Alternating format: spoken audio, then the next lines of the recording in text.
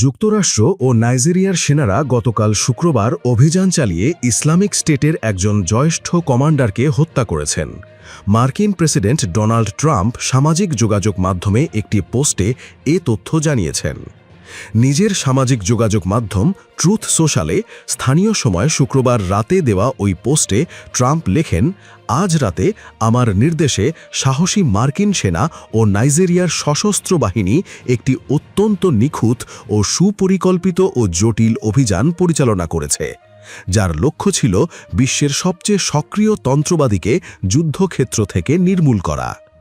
Trump তার পোস্টে আরও বলেন, অভিযানের লক্ষ্যবস্তু আবু বিলাল আল মিনুকি, আইএসআইএসের বৈশ্বিক সেকেন্ড ইন কমান্ড। ট্রাম্প লেখেন, তিনি আর আফ্রিকার মানুষকে আতঙ্কিত কিংবা মার্কিনদের লক্ষ্য করে হামলার পরিকল্পনায় সহায়তা করতে পারবেন না।